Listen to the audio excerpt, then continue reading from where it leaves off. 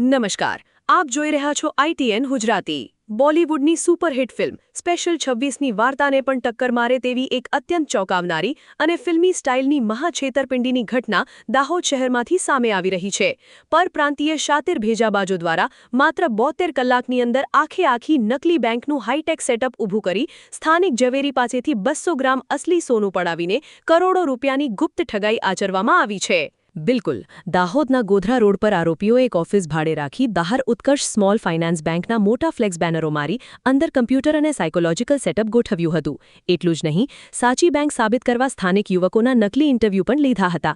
ત્યારબાદ રથયાત્રામાં સોનું દાન કરવાના બહાને સ્થાનિક સોની વેપારીને 200 ગ્રામ સોના સાથે બોલાવી મુખ્ય આરોપી સોનું લોકરમાં મૂકવાના બહાને રૂમની પાછળના ગુપ્ત દરવાજેથી રફુચક્કર થઈ ગયો હતો। દાહોદ એ ડિવિઝન પોલીસે ગુનો નોંધી અલગ ટીમો સાથે સઘન તપાસ શરૂ કરી છે। દાહોદથી અમારા નિડર રિપોર્ટર દર્શન સુતરિયાના ખાસ ગ્રાઉન્ડ રિપોર્ટ સાથે ITN ગુજરાતી, દાહોદ। દાહોદ શહેર એ ડિવિઝન પોસ્ટ વિસ્તારમાં ગઈકાલે એક ઘટના ઘટી હતી ફ્રોડ લગતની। એ ઘટનાની હકીકત જોવા જઈએ તો એ પ્રકારની છે કે એક વ્યક્તિ છે એ બનાવના એક દિવસ પહેલા એટલે કે 15 તારીખે એક જ્વેલર્સને ત્યાં આવે છે અને એમની પાસેથી સોનું ખરીદવાની વાત કરે છે અને કહે છે કે મારે રથયાત્રામાં દાનમાં આપવાનું છે, તો મારા જે સાથીના કર્મચારી છે એ આપને ફોન કરશે એવું જણાવી તેમનું કાર્ડ લઈને ત્યાંથી રવાના થાય છે। ત્યારબાદ ફોન દ્વારા વાતચીત થાય છે અને એવું જણાવવામાં આવે છે કે દાહોદના ગોધરા રોડ પર આવેલી એક બિલ્ડિંગ છે ત્યાં પોતાની ઓફિસ આવેલી છે અને ઓફિસની અંદર આપ અમને રથયાત્રાના દિવસે સોનું આપવા માટે આવજો અને જ્યારે તમે સોનું આપવા માટે આવશો ત્યારે અમે તમને ઓન ધ સ્પોટ એનું પેમેન્ટ કરી આપશું। આ પ્રકારની વાતચીતને ભરોસો આપી એ ડીલ નક્કી કરે છે। ત્યારબાદ જે ભોગબનાર વ્યક્તિ છે એ જે સોનું હતું 200 ગ્રામ જેટલું એ લઈ અને રથયાત્રા દિવસે એટલે ગઈકાલે 16 તારીખે બપોરના સમયે ગોધરા ઉપર આવેલી એક બિલ્ડિંગમાં આવે છે અને ત્યાં જે આરોપીઓ છે એમણે એક ઓફિસ જેવું નિર્માણ કર્યું હતું ઉત્કર્ષ સ્મોલ ફાઇનાન્સ બેંકના નામથી એનું ફ્લેક્સ બેનર લગાડીને અને એની અંદર આ 2-3 દિવસના ગાળામાં તે એ જગ્યા હતી એમણે રેન્ટ ઉપર લેવા માટેનું ગોઠવણ કરી અને ત્યાં ફર્નિચરની ગોઠવણી, ટેબલ ખુરશીઓ, કોમ્પ્યુટર અને ઓફિસનું સ્ટ્રક્ચર બનાવ્યું હતું કે જેથી પ્રથમ દ્રષ્ટિએ કોઈ માણસ આવે તો એવું લાગે કે અહીંયા કંઈ ઓફિસ ચાલે છે।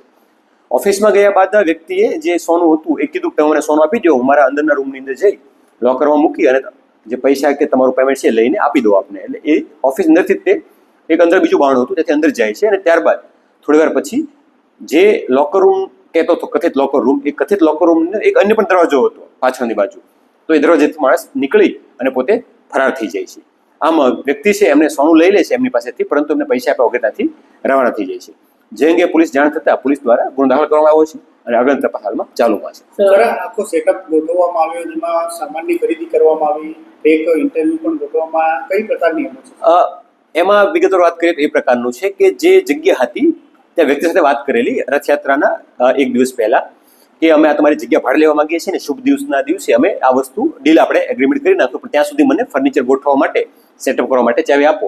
એટલે એ દરમિયાન એમણે ફર્નિચરવાળાનો અને લોકલ જે કોમ્પ્યુટર વગેરેવાળા લોકો હોય એમનો કોન્ટેક્ટ કરી તાત્કાલિક ધોરણે ત્યાં ફર્નિચર ગોઠવ્યું હતું અને એ તમામ લોકોને પણ ચેક આપ્યા હતા। એવું પ્રથમ દૃષ્ટિએ જણાવ્યું છે કે જે ચેક છે એ આપવાથી આપણે પેમેન્ટ મળી જશે એવો ભરોસો આપ્યો હતો। પોલીસની પ્રારંભિક તપાસમાં કેટલા આરોપી હોઈ શકે છે? પ્રથમ દ્રષ્ટિએ અમને 2 લોકો હોય એવું જણાવ્યું છે, પરંતુ એ સિવાય અન્ય લોકો પણ આમાં સામેલ હોઈ શકે છે કે રેકી કરવામાં, અન્ય જગ્યાએ પ્લાનિંગ કરવામાં, જગ્યાની પસંદગી કરવામાં, જ્વેલર્સ પસંદગી કરવામાં અને આ તમામ જે ઘટના હતી એને અંજામ આપવામાં અન્ય લોકો પણ આમાં જોડાયેલા હોઈ શકે છે।